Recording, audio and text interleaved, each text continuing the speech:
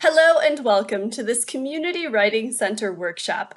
The Community Writing Center provides individual writing consultations and writing workshops for all writers in the Great Lakes Bay region, free of charge. To learn more about our services, including virtual and face-to-face feedback on your writing, upcoming writing workshops, and our various writing contests and events, please visit our website at www.communitywritingcenter.com.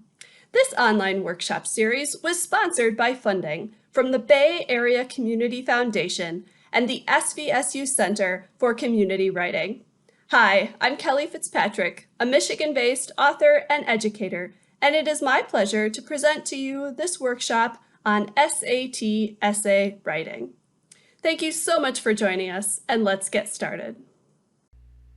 Welcome to our workshop on writing the SAT essay. The purpose of this workshop is to explain the essay portion of the SAT test. This workshop is appropriate for anyone who is planning to take the SAT essay component, and the length of the workshop is going to be approximately 90 minutes. It might be helpful to have a notebook and writing utensil ready, as well as an internet connection that you can access College Board's online resources that I'm going to show you. So as we get started here, I'd like to go over the aims of our workshop here. So we aim to create an inclusive, respectful, and productive environment for all writers, provide feedback, strategies, and resources writers need to improve their writing, and encourage collaboration between writers through active conversation and participation.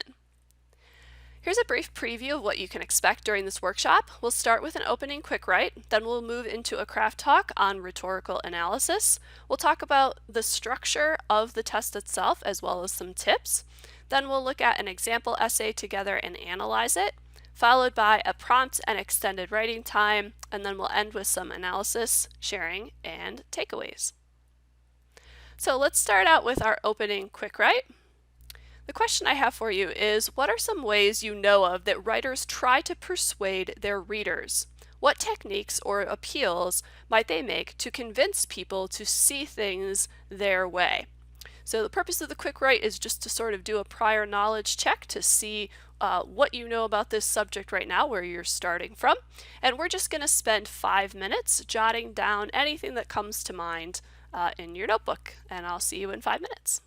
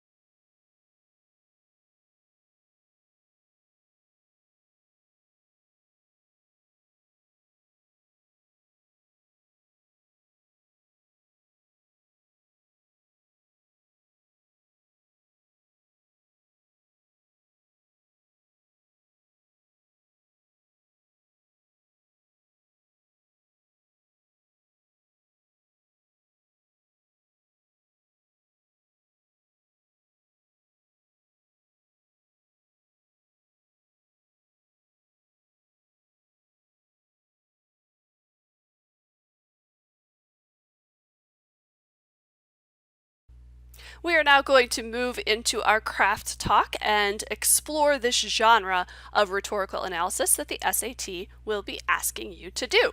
So, what kind of essay are you supposed to write on this test? The SAT essay is a rhetorical analysis essay. That's some terminology there that if you're not familiar with it, it might sound scary, but it's actually not.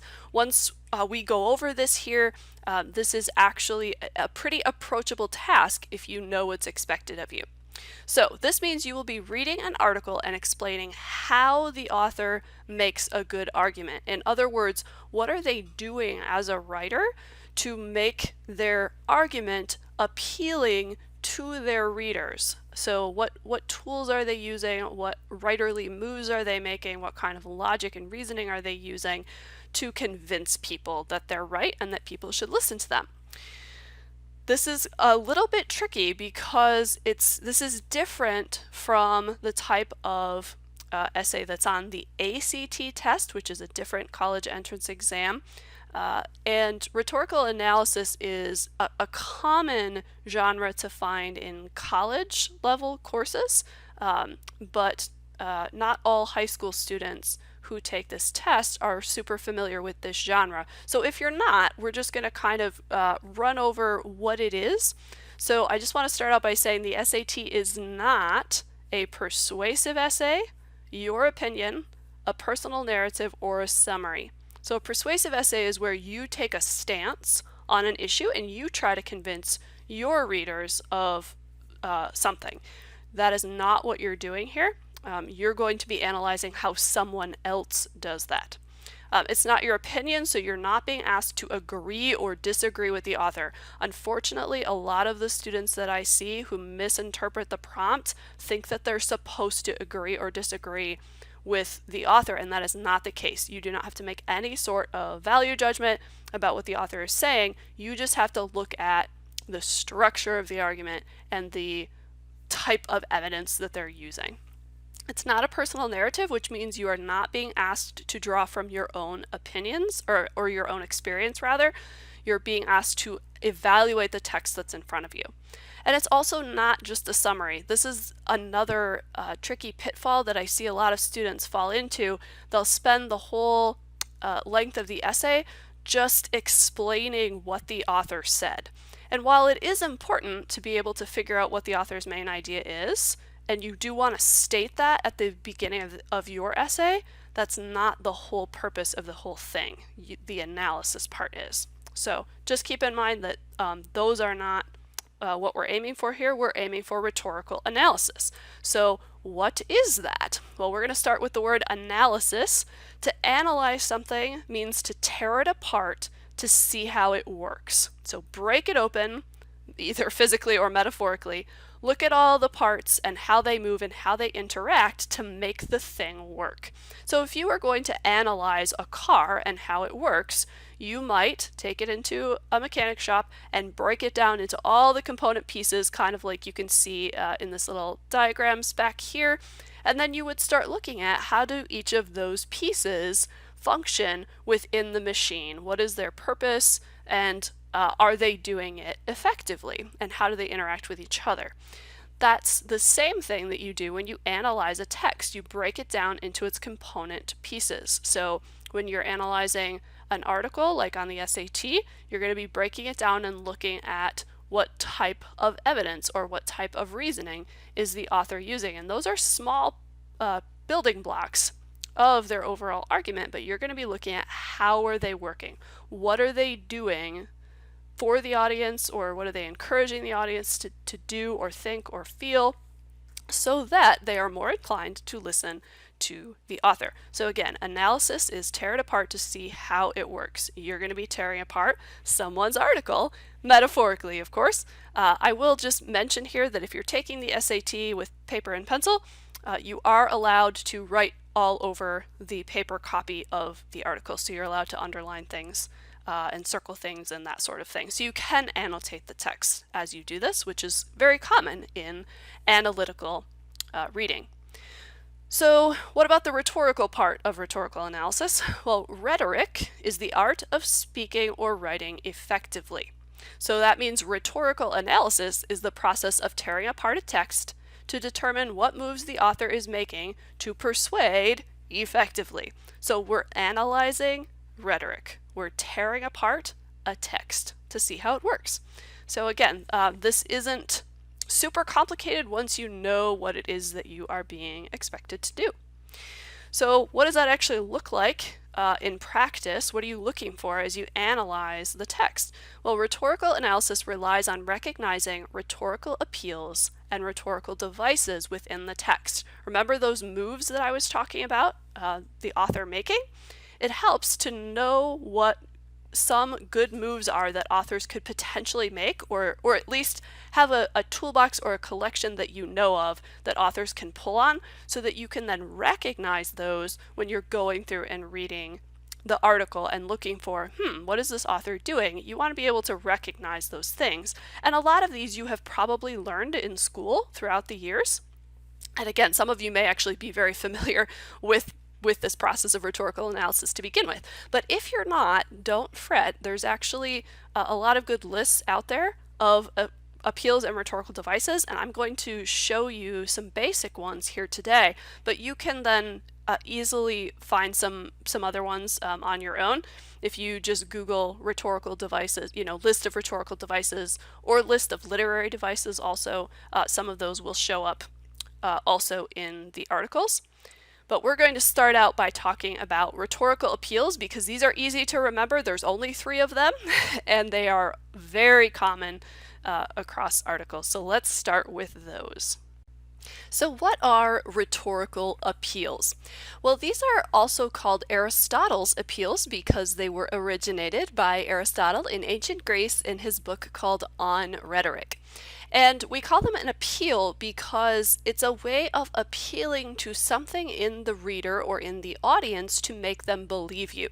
So he identified 3 pillars of effective rhetoric, and he called them logos, pathos, and ethos, which are Greek words for essentially logic, emotion, and speaker credibility. So let's break these down. Logos is an appeal to logic, so the use of facts, data, statistics, or reasoning. So the idea here is that you are providing sound, solid information on which to base an assessment of the speaker's argument. So for example, the use of data might sound something like, according to a 2018 Consumer Reports study, 27% of American adults reported problems falling asleep at night. Okay, or something to that effect. We have a study that produced some measurable data there. It could also just be some reasoning or a statement of logic, something like sleep is important to daily functioning because if the brain does not get enough rest, it cannot perform executive functions like normal. So if this, then that, a sort of causal link there. Logos is found in almost every good argument. In fact, Aristotle said that you should only need logos. Hypothetically, your argument should be able to stand on that alone.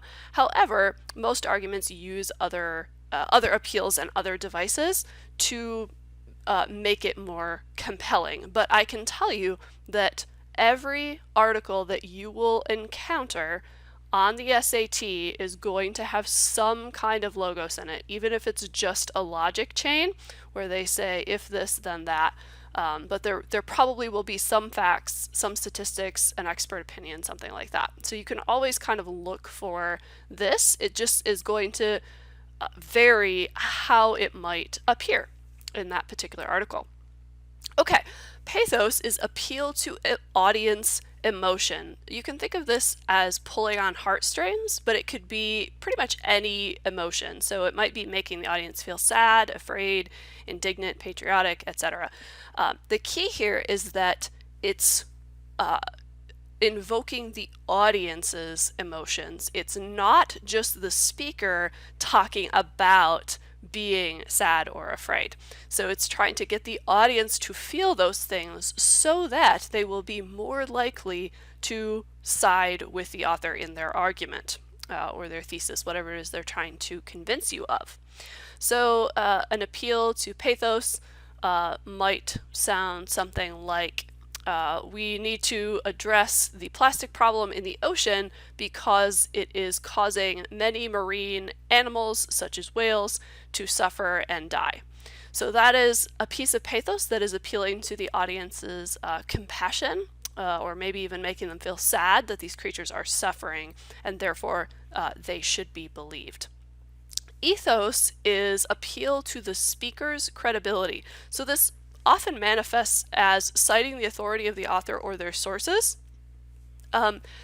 This will, depending on who's writing it, you might see this once, you might see it several times within the source, but the key here is that it's the person who is making the author of that argument.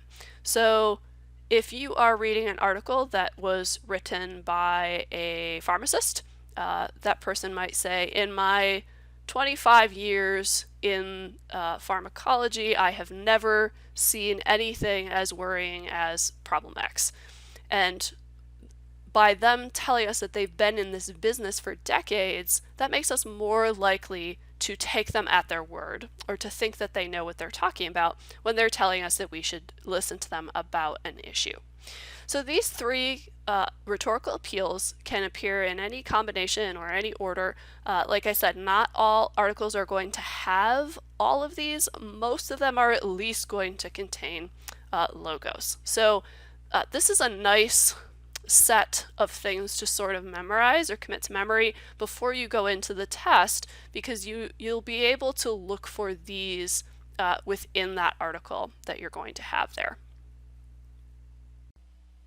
I'd just like to give you a sampling of possible rhetorical devices that you might identify and analyze. This is by no means exhaustive. There's a lot more out there, and you can Google lists of rhetorical devices and find tons of information out there. Many of these probably also look pretty familiar just from your classes. So some optional ones here are tone, which is the speaker's attitude toward a subject. So if the speaker uses, I don't know, a humorous tone, for example, to relate to the audience, you could analyze that and specific instances where that stands out. Repetition is repeating elements for emphasis or effect. We see this a lot in speeches that are given. So it's using the same phrase or word over again, usually very close to each other, to add rhythm and power and cadence and that sort of thing, and emphasis. Figurative language, metaphors, simile, personification, imagery, sensory detail, those could be analyzed individually. If the author is just using, say, lots of imagery, you might just do that. Or if they have one metaphor and one sensory detail, you could kind of lump these together and call it figurative language and do a paragraph on that. They all help paint a picture for the reader, and they also just, give they can support the themes of a piece also, depending on how the author uses them. An anecdote is a short personal story told to illustrate a point. Now, if an anecdote is used, there's probably only one used in the piece, so don't feel bad if you're analyzing for this and you're like, I only see one of these. There probably only is one.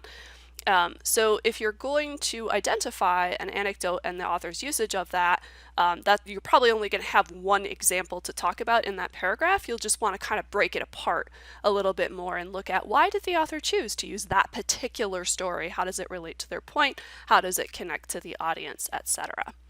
Some additional devices are word choice, also called diction, which is specific language used to have a desired effect.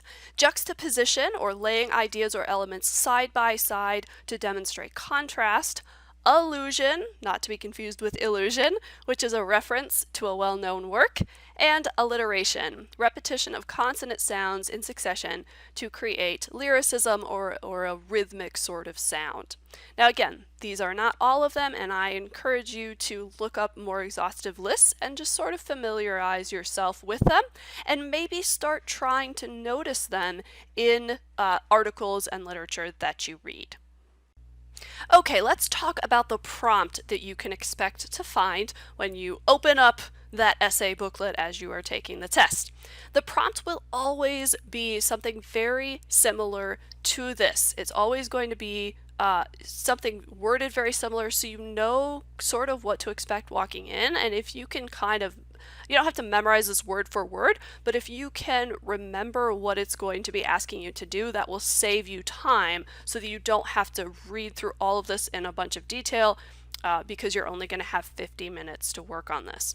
So the prompt will say something like, as you read the passage below, consider how the author, and they'll put the author's name in there, uses evidence such as facts or examples to support claims. Evidence such as facts or examples to support claims, reasoning to develop ideas and to connect claims and evidence, stylistic or persuasive elements such as word choice or appeals to emotion to add power to the ideas expressed.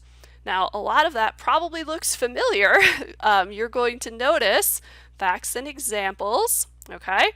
And reasoning all fall under logos. Now, you don't actually have to use the word logos, okay?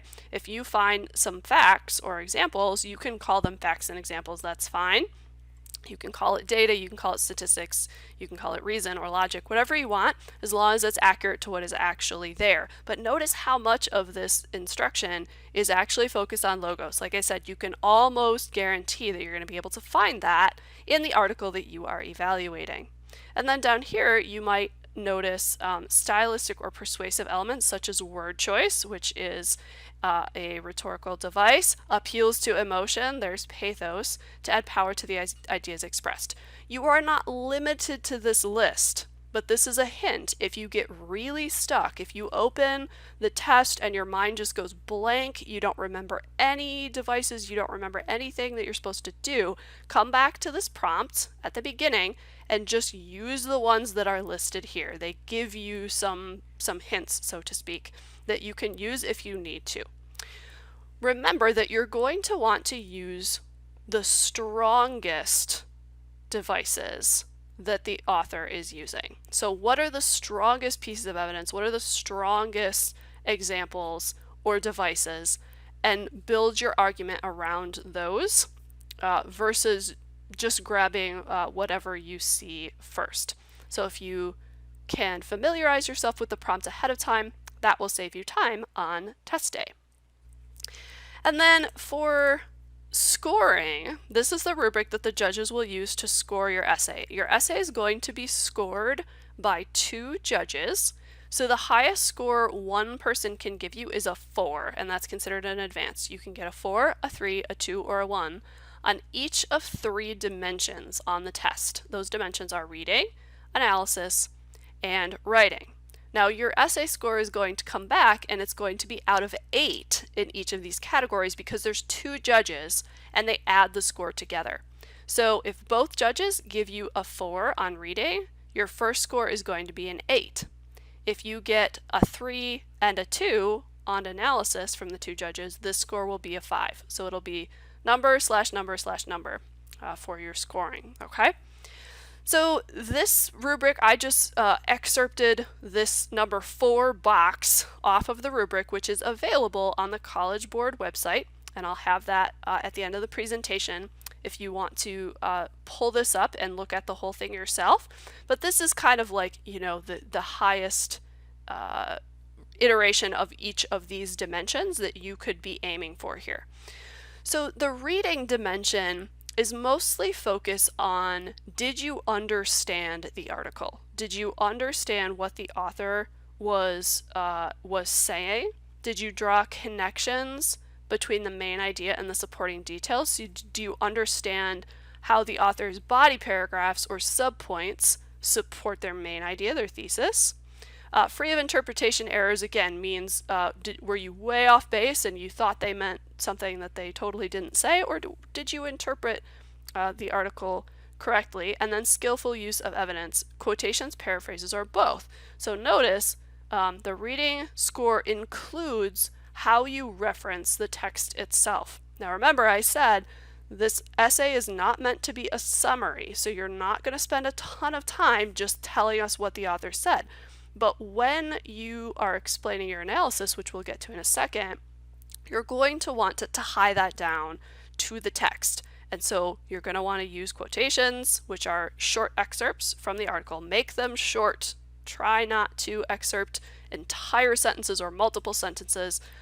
Because you're not going to have time and it takes time to copy all of that into your booklet, but also just use the part that you actually need to make the point. But you can also paraphrase and say, in the third paragraph, the author states blah, blah, blah, and just put it into your own words, okay? So your reading score is going to determine, did you understand what you read? Now, remember, there's the prompt is going to tell you what the author's main idea is. It will either be in the prompt at the top, or there's usually a little box, a little blurb after the article that will say something like, write an article explaining how the author proves their point of X. And they'll actually put the author's main point right there. So that will like significantly help you to get a good score in this if you can pay attention to that. But you also can just surmise the main idea yourself. Okay, the analysis score is typically the one that test takers struggle with the most because it is the hardest of these three skills. It requires you to come in and to tear apart the argument and to really analyze and find what you think is working the best there and how the author is making their argument. So insightfully analyzes the passage. Insightfully means you didn't just say what's happening, and you didn't just say, hey, look, here's a metaphor, and you left it at that. You actually dug and looked for either patterns, so stuff the author is doing more than once, or you looked at how the usage of those things is really helping to make that argument stronger. Thoroughly evaluates the author's use of evidence, reasoning, and or rhetorical devices. So evaluates means look at how well it's working and why it's working, and really explain how each of those pieces that you choose to pick up on is helping. Contains relevant, sufficient, and strategically chosen support for claims made. So remember this use of evidence that we talked about back here? This part is going to say, did you choose the best pieces? And do they actually support your claim of this author uses this device to this effect?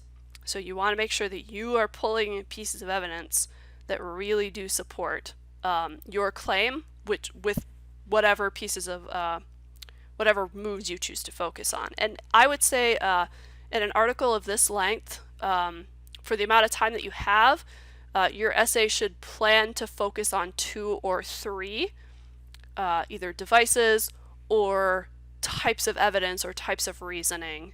So you're probably going to end up with 5 paragraphs, an introduction, 3 body paragraphs, each analyzing a different device or move, and then a brief conclusion. And then finally in this box we have consistently focuses on the most relevant parts of the passage, which I've already said. So there's a lot of discernment that is going on here, meaning can you choose the best stuff? And can you connect all of the dots as you're explaining things, okay?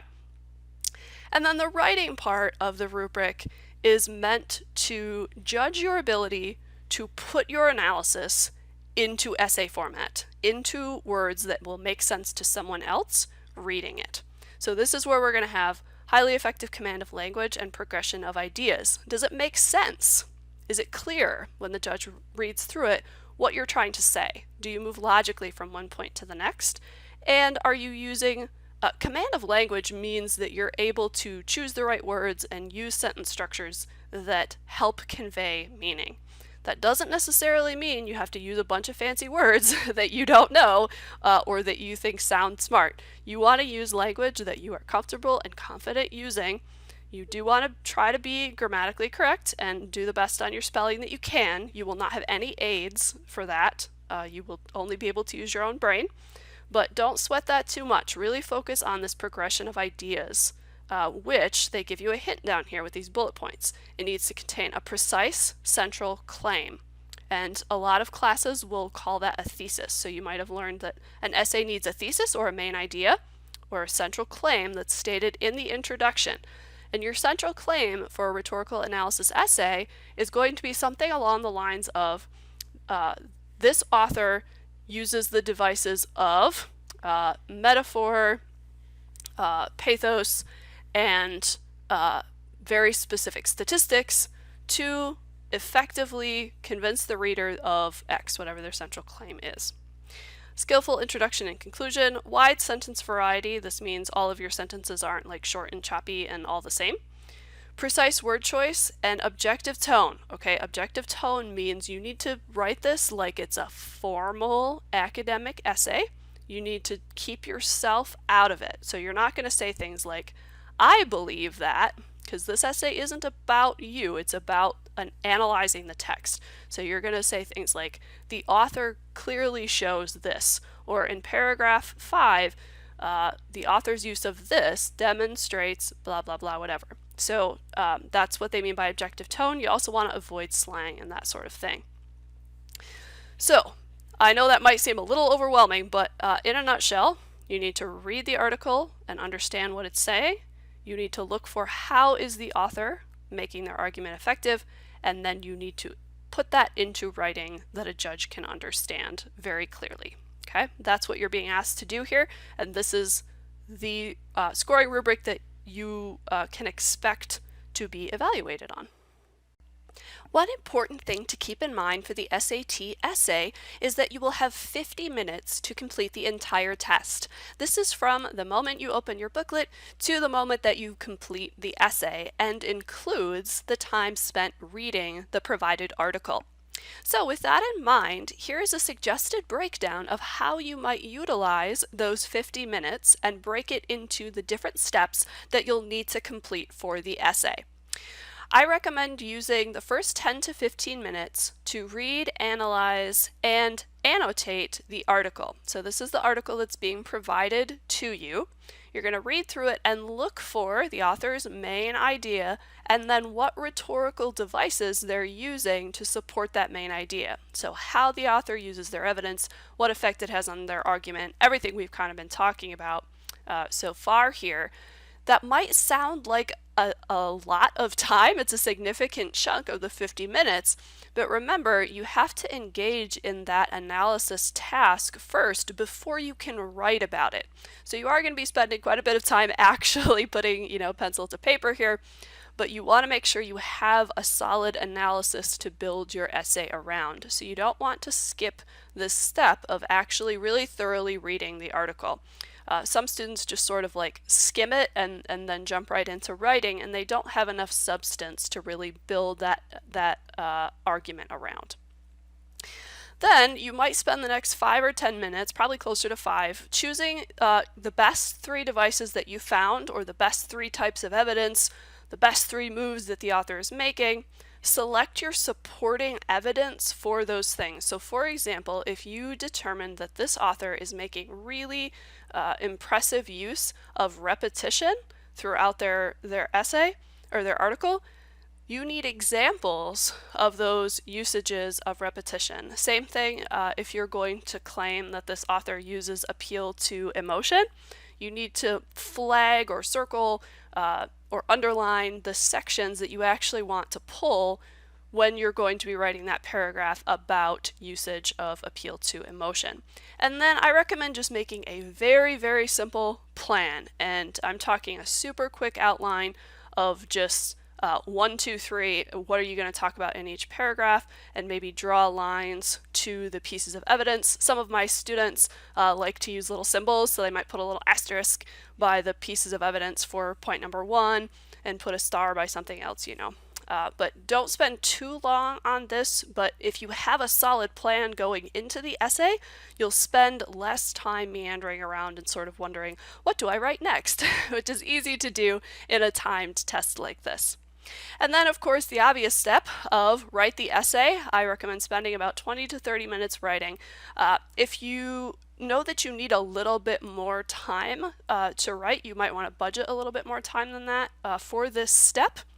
But remember, this only has to be about 5 paragraphs. You're going to have a very basic introduction, which we'll look at an example here shortly. About 3 body paragraphs. You could probably do this in 2. You could probably do it in 4. I don't think you have enough time to really attempt more than that, but whatever you think you have time to write is going to be the best bet. And then I recommend saving the last 3 to 5 minutes to proofread your essay. So that means just read down through it once to catch any errors and make sure that it makes sense. Also, just a note here, your conclusion can literally just be like 1 or 2 sentences. It doesn't have to be comprehensive. You're going to want to spend most of your time crafting those body paragraphs and proving what you found about this author's usages of rhetorical devices. Now, please note that you can't take the longest time in each of those suggested steps and equal 50. So if you take 15 minutes to read and analyze and 10 minutes to plan, you'll have to write it in 20. So just make sure that whatever you kind of come up with here, all these numbers have to add up to 50 minutes. And again, these are just sort of basic guidelines. The SAT, during the test, you will be able to see a clock. You'll be able to see the time, and usually there'll be a couple of reminders from the proctor when there's like 20 minutes have elapsed, 5 minutes remaining, something like that. But they're going to be arbitrary. They're not going to match these steps here. So you just want to have your own sort of concept of how long this takes, and the best way to do that is to actually practice writing a full essay in the 50 minutes. And the College Board website that will be on the screen several times throughout this presentation has a couple of essay prompts. We're going to look at one, but they have another one that you can practice and write the full essay in 50 minutes so you can kind of feel how long that takes. So very important to keep track of time during this timed test. Here's some other test tips. The article that the SAT gives you to analyze will be a published piece of writing from a reputable source that has a general audience as its intended audience. Assume that it will be a solid argument with effective appeals and devices. So you don't have to waste a lot of time deciding, did this author do a good job? They're probably going to provide you with something that the author did a good job on several things. You just have to find those things and choose what do you think are the strongest ones and build your argument around those. I highly recommend that you read both blurbs. I call it a blurb. That is the little chunk of text that comes before and after the article to find the author's claim. They actually will state it outright, usually at the end, which will save you time. You don't have to necessarily search high and low, although it's probably going to be in the introduction. For the author's claim, it's going to be outright stated. It also will restate the task. So again, if you get to the test and for whatever reason your mind goes blank, you don't remember what you're supposed to be doing, there is a prompt there that will remind you that you're supposed to be analyzing how the author uses evidence to support their claims, and it will also give you the main idea. Remember that logos, facts, and reasoning is likely to be in every article. You just have to figure out what kind and how they're using it. So this is almost a given that you can fall back on, but you want to figure out, what specific type of logos are they using? Are they drawing on statistics? Are they using data? Are they referencing experts, etc.? The aspect that students usually struggle with the most is the analysis component. So make sure you think deeply and are fully explaining what specifically the author is doing and how it helps their argument. This is going to be more important than like spending 5 minutes trying to come up with the exact right word for what you want to say. It's much more important to show your thinking here than it is to have, perfect grammar and obviously you want to try, but the main thing the SAT is testing you on is your analytical thinking ability. So that's where you want to spend most of your time and energy on the test. Now we're going to just pause really quick for a quick check. So I want you to think of a persuasive speech that you have heard that convinced you of something. Now, this might be, a political campaign address. This might be an advertisement. This might be a moving motivational speaker that you heard once in class, or maybe even just a friend who convinced you of something. But think of that speech, and then what rhetorical devices or appeals did the speaker use to give power to their argument? So what was it that actually swayed you or made you think about their argument in a new light? And just sort of this, you will be doing rhetorical analysis on your memory of that speech. So it's just a quick little check so that you can get your feet wet here in rhetorical analysis before we dive into a larger text.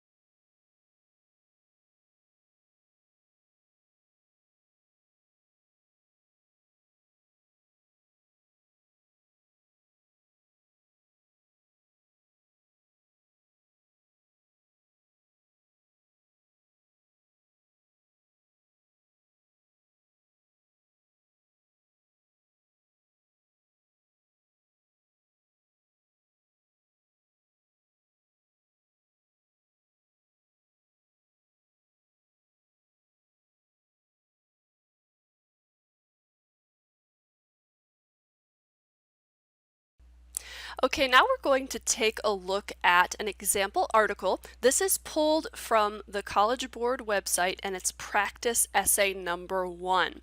So we're not going to read the whole thing, but we're going to practice analyzing here. So I've excerpted the sections that you would see on the test. Here is the prompt at the beginning. And again, this is the same as we looked at yesterday. As you read the passage, consider how the author uses evidence, reasoning, stylistic or persuasive elements, okay? Then here is the citation blurb that tells you the author. You're going to want to reference the author's name, usually the last name, throughout your piece, so that's important to know. The title of the article, when it was published, and where it was published. Then before I start reading this article, first let's skim down through so you can see about how long it is. Okay, it's about like 7 paragraphs or so. And then there should be another blurb here at the bottom of the article, and the key thing here you want to look for is the statement of the author's main idea. So write an essay in which you explain how Paul Bogard builds an argument to persuade his audience that natural darkness should be preserved. There's my main idea. I know what he is arguing. Now, the title of the article is Let There Be Dark, so that makes perfect sense. And I'll also probably find that in the introduction when I come across his thesis. But now you know for sure that's his claim that he's going to be supporting. Now my job is just to find how is he doing that. In your essay, analyze how Bogard uses one or more of the features above, those bullet points, to strengthen the logic and persuasiveness of your argument. Be sure that your analysis focuses on the most relevant features of the passage. We talked about that earlier. And then they just give you a reminder here that you're not supposed to agree or disagree with Bogard's claims, but rather explain how he builds his argument. So let's hop back up here to the top of the article here. And I'm just going to read a couple of paragraphs and talk out loud of what I would be thinking and underlining and highlighting as I go along here looking for rhetorical devices. So we start off the article here. It says, "At my family's cabin on a Minnesota lake, I knew woods so dark that my hands disappeared before my eyes."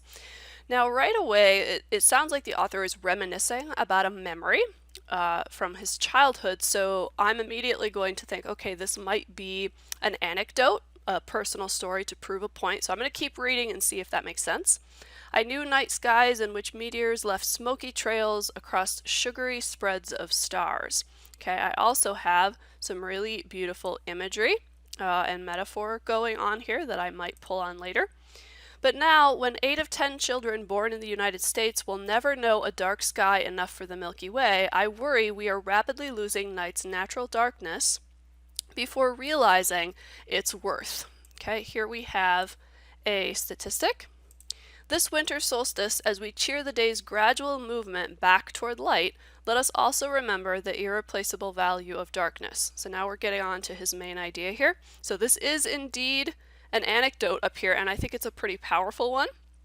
So that might be something I want to revisit, and I would make a note here off to the side with my pencil. I would just write anecdote. And then I can come back and revisit that. Now that I also know there's imagery and statistics going on here, I would also flag those on the side, just write imagery and stats. And I'm going to be looking for more of those because remember, if I'm going to write a paragraph about the author's use of imagery, ideally we want more than one example of that. So I would keep going here. "All life evolved to the steady rhythm of bright days and dark nights." Okay, that's also a metaphor.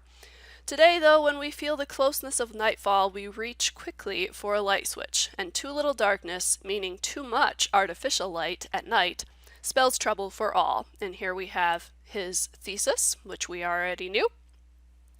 "Already the World Health Organization classifies working the night shift as a probable human carcinogen, and the American Medical Association has voiced its unanimous support for light pollution reduction efforts and glare reduction efforts at both the national and state levels." Okay, I'm going to flag this as a type of logos. We have reference of authoritative sources here from both the World Health Organization and the American Medical Association. This also is called expert testimony. So he's referencing very well established expert organizations in the field. "Our bodies need darkness to produce the hormone melatonin, which keeps certain cancers from developing, and our bodies need darkness for sleep." This is a great example of a fact. This needs this, and this needs this. So again, I would write experts and facts, maybe write the word logos over here and circle it, because now I have 3 pieces of logos that this author has used.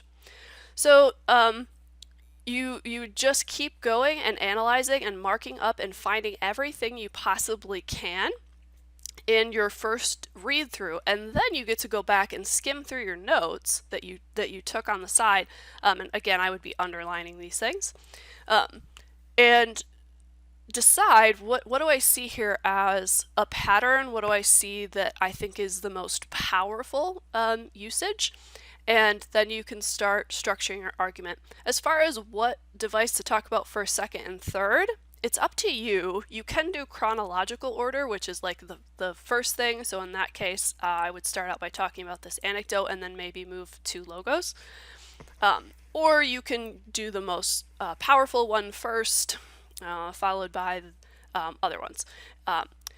So this article might seem long, but you're going to start to see stuff show up. And another trick for logos is you can actually scan for numbers, because a lot of times facts and statistics will have numbers in them.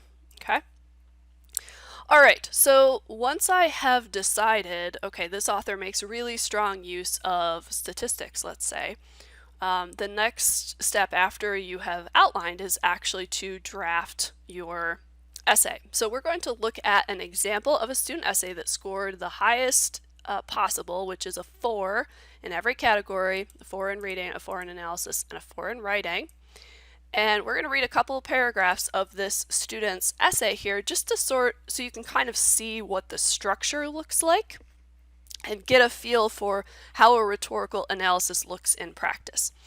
So you're going to start out with a very simple introduction. This one is only 2 sentences, and that's really all you need. And you can literally sort of use this formula here.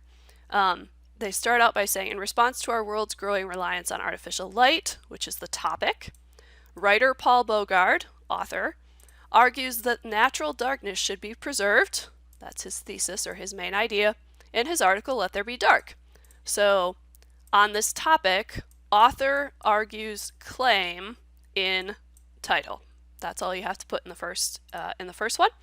And then in the second sentence, you're going to put your main idea, which is literally going to be that author effectively builds his argument by using a personal anecdote, allusions to art and history, and rhetorical questions. Those are the 3 devices that this student has chosen to focus on in this rhetorical analysis. You would fill in whatever 3 you're going to focus on. Again, if you can only find 2, do 2 of them really well versus trying to do 3 and not being really sure about it. But 3 is a good number to aim for this amount of time that you have for this essay. Okay, that's all there is to the introduction. One final note here. You want to list these in the order that you plan to talk about them down here. So if personal anecdote is first, then I would expect the first body paragraph here to be about a personal anecdote, and indeed it is. So let's take a look at this body paragraph here. Bogard starts his article off by recounting a personal story, a summer spent on a Minnesota lake where there was, quote, woods so dark that his hands disappeared before his eyes. So the topic sentence lets us know what device we're going to be discussing, and it is the anecdote. Notice that it gives a little more information than the thesis did, so we just named it up here. And here we actually get a statement of what the anecdote is about. It's about the author's time on a Minnesota lake. And then the student writer here quoted a very short piece of the actual anecdote to get those textual evidence points. Remember, in the reading part of the rubric, you're going to be judged on how well you can incorporate the source material from the article. So they want you to use references to the text and ideally a few small quotes like this where appropriate. And you want to do what's called quote weaving, which is where you, if possible, you weave it into the language of the sentence itself. You don't want to just drop the quote in by itself. So once we get what the anecdote is, now it's time to analyze it. In telling this brief anecdote, Bogard, the author, challenges his audience to remember a time where they could fully immerse themselves in natural darkness and void of artificial light. By drawing in his readers with a personal encounter about night darkness, the author means to establish the potential for beauty, glamour, and awe-inspiring mystery that genuine darkness can possess. He builds his argument for the preservation of natural darkness by reminiscing for his readers a first-hand encounter that proves the, quote, irreplaceable value of darkness. So there we have another quote back to the article. And then we have the conclusion sentence here. This anecdote provides a baseline of sorts for readers to find credence with the author's claims. So topic sentence up here that states what the author is going to talk about. I'm just going to make that pink. Conclusion sentence down here that states how this device functions in the overall argument. So the anecdote sets a baseline for the rest of the article, or the rest of the argument. And then all of this stuff in between is analysis, okay? Please note that the only line of summary of just explaining what the anecdote says is up here at the top. It doesn't have to be in your topic sentence. It could be the first line after down here, but you don't want to spend your whole paragraph just rehashing what the author said in that anecdote or in that whatever your device is, because remember, this is not a summary essay. This is an analysis essay. So how does that anecdote help Paul Bogard's argument? Well, let's look here. It says it challenges the audience to remember a time. So it challenges them to put themselves back into natural darkness. The second thing it does is establishes the potential for beauty, glamour, and awe-inspiring mystery. So go put yourself hypothetically into this space, and this is what you'll find there. And that's what the author is doing for the audience by having them imagine this. He builds his argument for the preservation of natural darkness by reminiscing for his readers a first-hand encounter that proves the irreplaceable value of darkness. So now we've come full circle back to the author's main idea. So author uses this technique. It causes audience to have this reaction or experience, which helps his argument in this way. Okay, so can you see how those sort of build on each other? To explain why did Paul Bogart start off this article talking about a lake instead of light bulbs or whatever, here's the reason, and it's unpacked in this paragraph here. Now, in the other paragraphs here, in the anecdote one here, there was only one example that needed to be unpacked. So you can see, like in this one where they're talking about illusions, there's two different allusions here to art and history. So it's a little bit longer because they had to unpack two different examples and explain them. And there are quotes again, very sparse though. Your paragraph should not be like, 50% quote. It should be mostly analysis.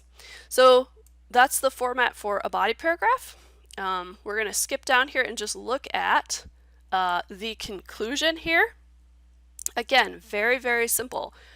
Writing as a reaction to his disappointment that artificial light has largely permeated the presence of natural darkness, Paul Bogart argues that we must preserve true, unaffected darkness. So this is just a restatement of the author's main idea.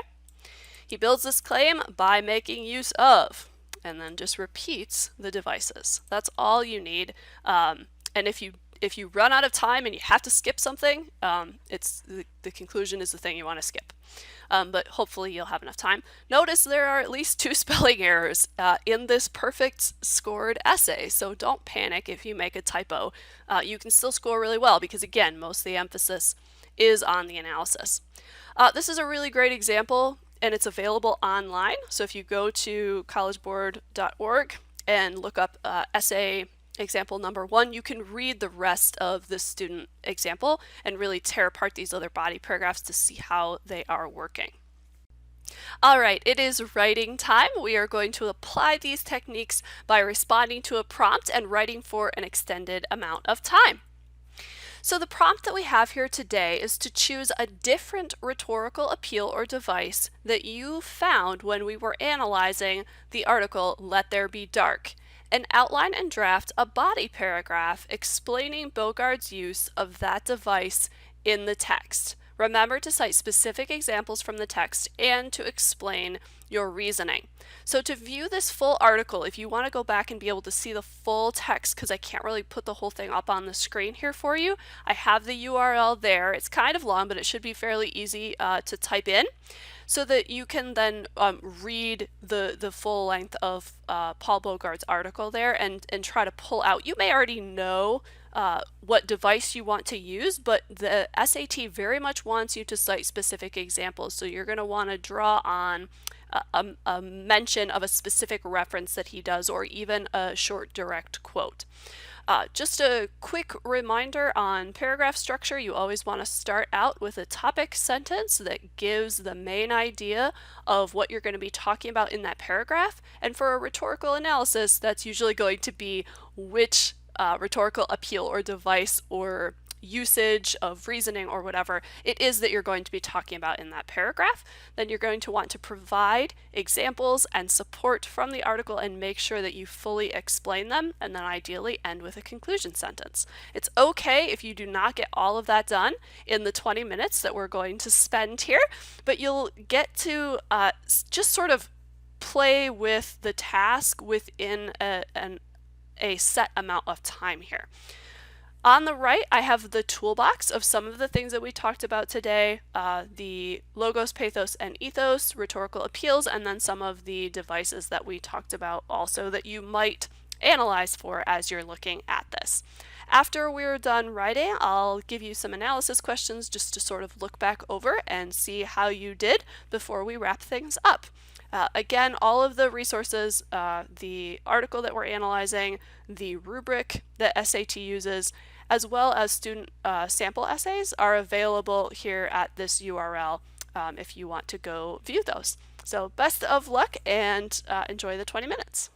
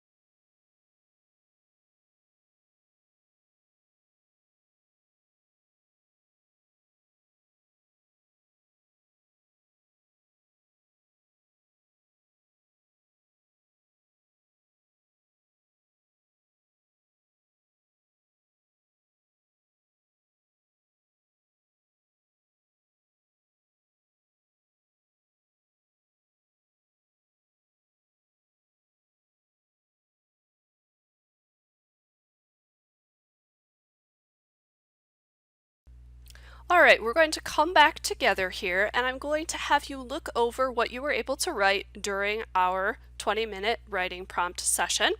And you can answer the first two questions right now, and then I've got a couple bonus questions that you're free to jot down and answer later when you have a little bit more time.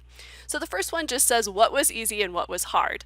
So one of the great things about practicing test taking ahead of time is that you can kind of see which part of the process you're already comfortable with and where your weak spots are, so you know where to focus. So when you were working on that, what was frustrating? What were you like, yeah, okay, I can see, how that's working, and that will inform you as you move forward and figure out where to best apply your time studying. And then the second one is similar but more specific. So which part of the task, reading, analysis, or writing, do you feel most confident about, and which do you need the most practice in? So reading is being able to analyze the text, or I'm sorry, read the text and understand what it's saying. So you're going to read the article, what's the main idea, what are they arguing? And then analysis is that all important skill of being able to go down through there and look for what moves is the author making, how are they convincing their audience, what appeals are they making, etc. And then writing is the actual skill of putting those findings into coherent essay format. So just sort of do a little self-assessment. As I said earlier, analysis tends to be the one that most test takers struggle with, but it's good to do sort of a self-check to see how you feel about that. And then a couple bonus questions that you probably won't have time to do right now, but you might want to try later. Try comparing your paragraph to one of the student examples on College Board's website. What connections do you see? So if you were able to pull up the Paul Bogard Let There Be Dark article, there should be some links that you can go read student samples. And we looked at a couple of those earlier, but if you want to really sort of lay yours side by side, that might be a worthwhile practice. And then the second one says, try scoring your paragraph using the SAT rubric. So again, the rubric is available on College Board's website. I excerpted a little chunk of it earlier in the presentation, but see how you match up with the different descriptions of the different scores that you could get on reading, analysis, and writing, and that might also help you and inform you as you move forward here. So we're just going to take a couple of minutes here for you to jot down some ideas on those first couple of bullets, and then we will wrap things up.